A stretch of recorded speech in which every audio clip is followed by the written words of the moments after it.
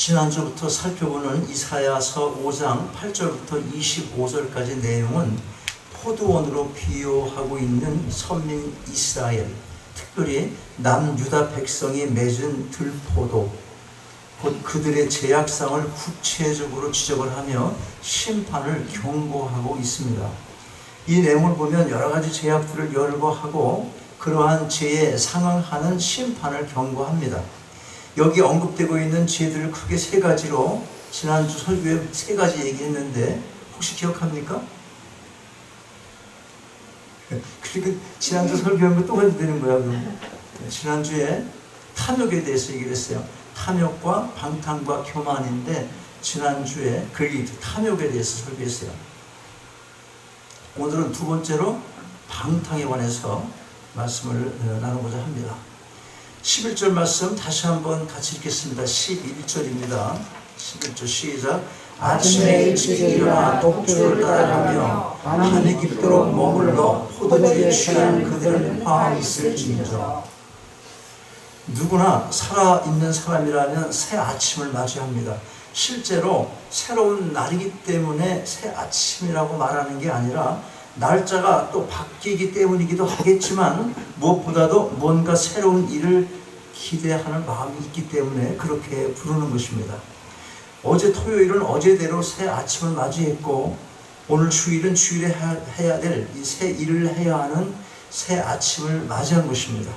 비즈니스를 하는 사람의 입장에서 매일 새 아침에 일어나서 갖는 기대가 무엇이겠습니까? 비즈니스를 하는 사람의 입장에서 매일 아침에 일어나서 갖는 기대, 그것은 오늘은 저 손님이 많았으면 좋겠다, 그런 기대일 것입니다. 또 뭔가를 장만하려고 오랫동안 이 돈을 모아왔던 사람이 마침내 오늘 그걸 구입하기로 한 날입니다. 그렇다면 그 기대하는 마음이 어떻겠습니까? 이 아침이 어떻겠냐는 거예요. 또 만나고 싶었던 누군가를 만나기로 한 날이 오늘이라면 아주 중요한 사람이에요. 또는 오랫동안 데이트를 하다가 드디어 오늘 결혼식을 올리게 되는 사람, 이런 사람들, 이들에게 있어서 오늘 이 새 아침은 분명히 특별한 의미를 갖게 될 것입니다.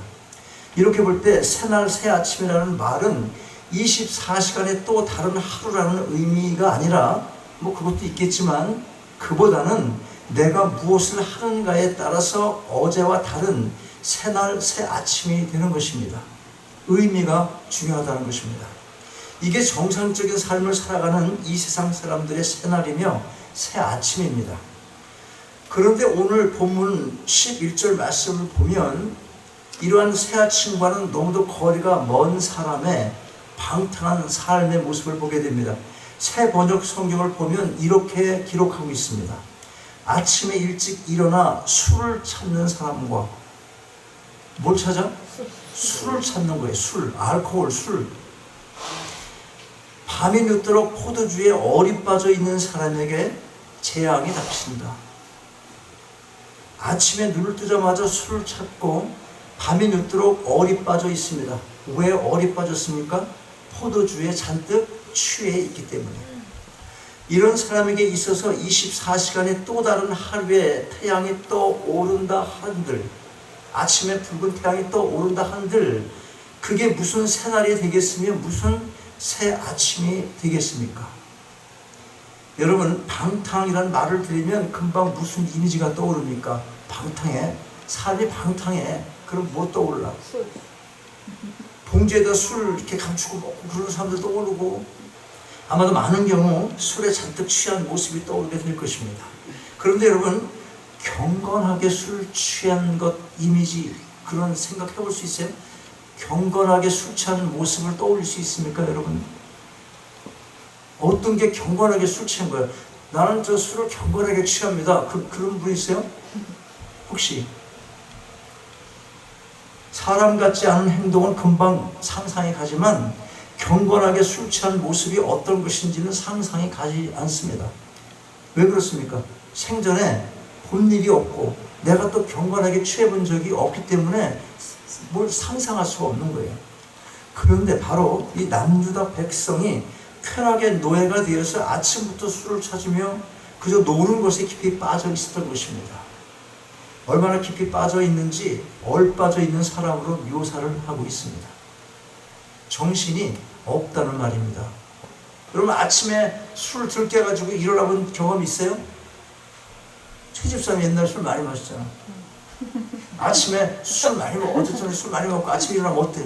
배가 아프죠. 배가 아프고 머리가 띵하죠. 띵하고 입에서 냄새나고. 그러면 냉장고 가서 물 마시려고 그러다가 맥주 마셔본 적 있냐고.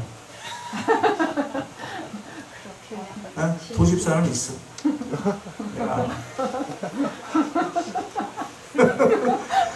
아침부터 그걸 뭐라고 그러지? 조집사가 아침에 술 마시면 해장한다고. 해장술 한다고 그러지. 아침부터 술 찾게 되는 거예요. 자, 여러분, 모든 지음받은 인간은 마땅히 하나님의 창조 목적에 따라서 자신이 먹을 것을 위해 노동의 대가를 치러야 하고 열심히 하나님을 섬겨야 하는 것입니다. 믿는 자들은 이런 얼빠진 방탕한 삶에서 반드시 벗어나야 되고 더 나아가서 성령의 충만함을 받아서 하나님께서 기뻐하시는 삶의 열매를 맺어야 하는 것입니다.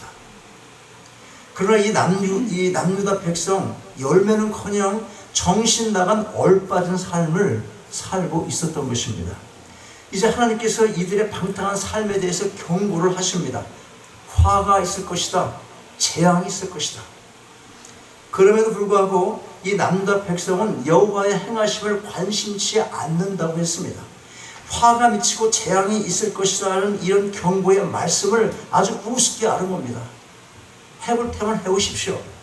아예 관심조차 두지 않는 겁니다. 12절에서 이렇게 기록을 하고 있어요.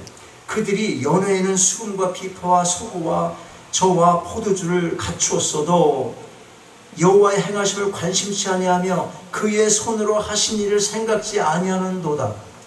하나님의 심판에 대한 경고도 소용이 없습니다. 별별 악기가 있었지만 하나님을 찬양하는 데 사용하지 않습니다. 그 악기로 뭘 했습니까? 연회장, 흥을 돋우는 데 사용한 것입니다. 하나님께서 그들에게 어떻게 행해 오셨는지에 대한 것은 전혀 관심 없어요. 은혜를 잃어버린 자들의 특징이 이런 것입니다. 이렇게 늦은 밤까지 술을 마시고 놀았으니 그 다음날 어떻게 했습니까? 늦잠을 자는 것도 아니에요. 아침부터 술을 쳤습니다. 여러분, 믿는 자들도 노는 즐거움을 가질 수가 있습니다. 그런데 질이 틀립니다. 놀긴 노는데 질이 틀리다는 거예요. 일상의 삶이 구별되어야 하듯 오락을 하더라도 구별해서 해야 하는 것입니다. 경계선을 넘고 쾌락 찾기를 하나님보다 더 하다면 그건 분명히 방탕이고 타락이고 제약인 것입니다. 세상이 마지막에 가까울 때 이런 현상이 더욱 뚜렷해질 것이에요. 성경에서 말씀하시는 겁니다. 디모데후서 3장을 보면 종말의 때에 나타나게 될 여러 현상들을 열거하고 있는데 거기를 보면 하나님보다 쾌락을 더 사랑하게 될 것을 말씀하고 있습니다. 우리가 살고 있는 이 시대의 모습 어떻습니까? 한번 생각해 보십시오. 자, 이제 하나님께서 남유다의 방탕한 죄악성에 대해서 어떤 심판을 경고하십니까? 13절 같이 한번 읽겠습니다. 13절 시작. 이러므로 나의 백성이 무지함을 인하여 사로잡힐 것이요 그 귀한 자는 줄일 것이요 무리는 목마를 것이며. 사로잡히고 줄이고 목마르게 될 것을 경고하십니다. 여기서 사로잡힌다는 것은 바벨론에 잡혀 포로로 끌려갈 것을 예언한 것입니다. 당연히 줄이고 목마르게 될 수밖에 없습니다. 그들의 방탕함으로 받게 될 이러한 심판은 계층을 가리지 않습니다. 모든 계층이 포로로 끌려가 줄이고 목마르게 될 것입니다. 그런데 13절 말씀 보니까 왜 이들이 이런 심판을 받게 될 만큼 방탕을 했습니까? 뭐가 문제입니까? 무지가 문제입니다. 무지. 평소 풍요로운 연회에서 제공되는 진수성찬에 익숙한 귀족들이 이제 먹을 양식이 모자라서 굶주림에 시달리게 되는 것은 그들이 저지른 죄에 대한 적절한 보응인 것입니다. 그러면 이런 상황에서 깨달아서 알아야 될 게 무엇이겠습니까? 그 잘 먹고 화롭게 살던 사람들이 지금 굶주림에 시달리고 있는데 어떻게든지 이것만 견디면 되겠지 이런 생각입니까? 코로나가 지금 1년 넘게 이렇게 쭉 갔는데 어떻게든지 살아남기만 하면 되겠지 뭐 이런 생각이냐고. 그거 아니란 말이지. 영적으로 주는 하나님의 메시지가 분명히 있다는 거예요. 이걸 깨달아야 되잖아. 이 사람들 깨달아야 될 게 있습니다. 먹을 것, 마실 것, 이런 음식과 물이 아무 때고 그냥 생기는 줄 알았던 것, 그걸 깨닫고 잃었던 감사를 찾아야 하는 것입니다. 하나님의 은혜가 없으면 하루도 살아갈 수 없다는 것, 그걸 절실히 깨닫고 그동안의 방탕한 삶을 회개하며 하나님께 돌아와야 하는 것입니다. 수요 설교에서 돌아온 탕자 얘기를 잠깐 했어요. 탕자 얘기. 아버지 품을 떠난 삶, 그것이 자신이 그토록 원하던 삶이었어요. 이 아들이 그토록 원하던 그런 삶이었어요. 그런데 중요한 것, 무지에서 출발한 삶인 것입니다. 그게 무지에서 출발했다는 거예요. 무지. 몰랐다는 것입니다. 여러분 사실 알면 하겠습니까? 알면 하겠어요? 뭐든지? 모르니까 하는 거예요. 세상이 어떤 곳인지 몰랐어요. 그걸 몰랐어요. 아버지 집이 얼마나 좋은 곳인지 그걸 몰랐습니다. 무지입니다. 무지. 결국 그 방탕한 삶의 끝이 어떤 것인지, 아버지 집에서의 삶이 얼마나 좋은 것인지 그걸 그때 비로소 절실히 깨닫고 나서야 비로소 아버지 집으로 다시 돌아왔던 그 탕자처럼 남유다 백성에게 필요한 게 바로 그 무지에서 깨어나야 하는 것입니다. 자, 계속해서 어떤 심판을 경고하십니까? 14절 말씀 또 같이 한번 읽어요. 14절 시작. 음부가 그 욕망을 크게 내어 한량없이 그 입을 벌린즉 그들의 호화로움과 그들의 많은 무리와 그들의 떠드는 것과 그 중에서 연락하는 자가 거기에 빠질 것이다. 방탕한 삶에 대한 심판이 얼마나 무서운 것인지, 또 남유다 백성의 삶이 얼마나 제약된 방탕한 삶이었는지를 알게 해주고 있는 말씀인 것입니다. 이 말씀에서 음부라고 하는 것, 이 스올이라는 말은 무덤 또는 죽음을 가리키는 말입니다. 여기서는 만족을 모르는 야생의 사나운 짐승에 비유되고 있어요. 그러니까 뭐라고 그럽니까? 음부가 그 욕망을 크게 내었다. 엄청난 사자가 욕망을 크게 냈다. 그러니까 뭐든지 삼키겠다는 거 아니에요. 그렇게 비유를 한 겁니다, 지금. 그들이 귀하게 여겼던 모든 것들이 바벨론의 침략으로 수치를 당해 들 것을 경고하고 있는 것입니다. 즉, 남유다 백성이 받아야 할 심판에는 그들이 호화롭고 사치스러운 모든 것들이 다 포함될 것을 예언하고 있는 것입니다. 한마디로 총체적인 심판의 경고입니다. 15절 말씀 보면 심판의 대상이 모든 것을 포함하고 있음을 분명히 말씀하고 있어요. 15절 보니까 천한 자는 굴복되고 귀한 자는 낮아지고 오만한 자의 눈도 낮아질 것이로되, 심판의 대상에 구별이 없습니다. 물론 부귀를 누리며 술에 취해 향락에 빠져 있던 자들이 당하는 수치는 더 힘든 고통이 될 것입니다. 낮은 자가 낮아지는 것도 그것이 죄의 대가로 받는 것이니까 힘들겠지만, 잘 못 살던 사람도 그냥 경제 이런 상황에서 못 살았지만 그것이 죄의 대가로 못 살게 되면 그게 보이는 모습이 똑같지만 고통이 심하다는 거예요. 왜냐하면 죄의 대가로 주어진 어려움이기 때문에 다르다는 것입니다. 귀하고 오만하던 자들 낮아지는 것, 힘들게 살았던 사람이 힘이 든다면 귀하고 오만하게 살던 그런 자들 낮아지는 거 얼마나 힘들겠습니까? 훨씬 더 견디기가 어려운 고통일 것이 분명합니다. 자, 여러분, 우리가 놓치지 말아야 할 것 있습니다. 그게 뭐냐면 오늘 본문은 술 취함의 방탕한 삶의 모습을 보여주는 내용인 것 맞지만 우리가 받아야 할 교훈이 문자적인 술 취하지 말라는 말씀으로만 받아들이면 안 된다고 하는 것입니다. 만약 그렇게 이해하게 되면 우리에게 별 직접적으로 와닿는 교훈을 받지 못하게 되고 마는 것입니다. 왜 그렇습니까? 술에 취해서 이런 방탕한 삶을 사는 사람이 우리 중에 없기 때문에 그런 것입니다. 아직도 이렇게 사는 사람이 있어요? 술 취하는 사람? 아침부터 술 취하는 사람 있습니까? 없잖아. 나 술 안 먹는데요. 그러면 오늘 설교 안 들으면 되잖아. 끝났잖아. 그러니까 단순히 술을 얘기하는 게 아니다 하는 겁니다. 아까 말씀드렸지만 여러분 삶을 다시 한번 돌아봐야 될 이유가 여기 있게 되는 것입니다. 아침부터 술을 찾고 밤늦게까지 술 취해 노는 일에 빠져있는 사람 우리 중에 없습니다. 혹 예전에 그랬을지는 모르지만 이제 그런 삶 다 청산하지 않았습니까? 그렇다면 오늘 우리의 방탕한 삶이 무엇입니까? 하나님 외에 세상의 그 어떤 것에 마음을 빼앗긴 모든 삶을 방탕한 삶이다, 그렇게 생각할 수 있을 것입니다. 이것은 또 하나님께서 그렇게도 싫어하시는 우상 숭배이기도 한 것입니다.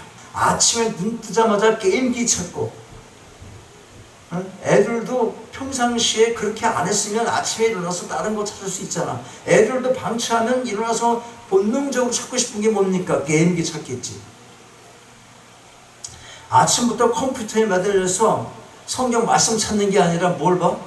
내가 주식 투자인 거 어떻게 나 그거 쳐다보고 있다든지. 아침부터 일어나서 예를 들자면 수없이 많을 것입니다. 이걸 일일이 열거하지 않아도 여러분 자신이, 우리 자신이 스스로 알 수 있을 것입니다.